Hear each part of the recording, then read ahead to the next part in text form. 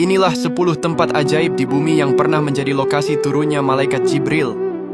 Pernahkah kalian membayangkan bisa berdiri di sebuah titik, lalu menyadari bahwa di titik itulah sang pemimpin malaikat, yaitu malaikat Jibril alaihi salam, pernah menapakkan kakinya atau melintasi dimensinya untuk membawa pesan langit? Jibril bukan sekadar utusan, ia adalah jembatan antara Tuhan dan para nabi. Berikut 10 lokasi ajaib yang menjadi saksi sejarah kehadiran Sang Ruhul Kudus di bumi kita. Tempat ajaib yang pertama, yaitu Bab Jibril atau Pintu Jibril di Masjid Nabawi, Madinah. Jika kalian masuk ke Masjid Nabawi lewat sisi timur, kalian akan menemukan sebuah pintu yang sangat istimewa, yaitu Bab Jibril.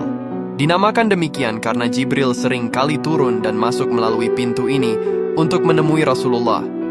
Bahkan dalam Perang Khandaq, Jibril dikabarkan datang melalui pintu ini dengan menunggang kuda untuk menyampaikan perintah Allah kepada Nabi. Tempat ajaib yang kedua, yaitu Ka'bah di Makkah.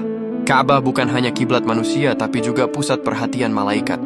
Sejarah mencatat bahwa Jibril lah yang membimbing Nabi Adam saat pertama kali membangun dasar Ka'bah.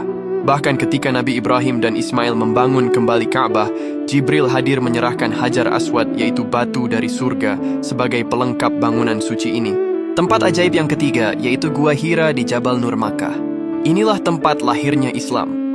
Di kesunyian gua ini, Jibril menampakkan wujud aslinya yang megah hingga menutup ufuk langit, memeluk Rasulullah, dan membisikkan wahyu pertama. Tempat ajaib yang keempat, yaitu Masjidil Aqsa di Palestina. Dalam perjalanan luar biasa Isra Mi'raj, Jibril menjadi pemandu agung Nabi Muhammad. Sebelum melesat ke langit ketujuh, Jibril mendampingi Rasulullah melakukan sholat berjamaah dengan para nabi di tanah penuh berkah ini. Palestina adalah tempat di mana Jibril paling sering turun menemui para nabi terdahulu. Tempat ajaib yang kelima, yaitu Sumur Zamzam di Mekah. Keajaiban air Zamzam adalah jejak fisik malaikat Jibril yang masih bisa kita nikmati hingga hari ini. Saat Siti Hajar berlari kelelahan mencari air, Jibril turun atas perintah Allah dan menghentakkan sayap atau tumitnya ke bumi. Dari hentakan itulah mata air abadi Zamzam memancar hingga detik ini. Tempat ajaib yang keenam, yaitu Lembah Badar. Di lembah ini, Jibril tidak turun sendirian. Ia memimpin pasukan langit berupa 1000 malaikat untuk membantu pejuang muslim. Kehadirannya di Badar membuktikan bahwa Jibril juga turun sebagai panglima yang memberikan kekuatan pada hati orang-orang beriman di saat yang paling kritis.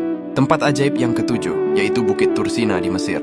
Bukit Sinai atau Tursina adalah tempat Jibril hadir saat Allah Subhanahu wa Ta'ala berbicara langsung kepada Nabi Musa alaihi salam. Di bukit yang bergetar karena keagungan Tuhan ini, Jibril menjadi saksi turunnya kitab Taurat sebagai cahaya bagi kaum Bani Israel. Tempat ajaib yang kedelapan, yaitu Rumah Khadijah di Mekkah.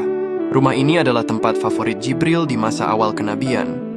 Disinilah Jibril seringkali turun membawa wahyu saat Nabi sedang beristirahat. Begitu spesialnya tempat ini, hingga Jibril pernah secara khusus menitipkan salam dari Allah untuk Ibunda Khadijah di rumah ini. Tempat ajaib yang kesembilan, yaitu Padang Arafah. Arafah adalah saksi bisu puncak kesempurnaan agama Islam. Saat Rasulullah sedang melaksanakan wukuf pada Haji Wada, Jibril turun membawa ayat terakhir Al-Quran. Suasana Arafah kala itu dipenuhi haru karena Jibril mengisyaratkan bahwa tugas risalah di bumi telah usai. Dan adapun tempat ajaib yang ke-10, yaitu Sidratul Muntaha. Meski bukan di daratan bumi secara fisik, ini adalah titik tertinggi di mana Jibril mengantar Rasulullah. Ini adalah batas antara alam semesta dan singgasana Tuhan. Disinilah Jibril menunjukkan bahwa tugasnya adalah menghubungkan bumi yang fana dengan langit yang abadi. Tempat-tempat ajaib ini bukan sekadar destinasi wisata religi.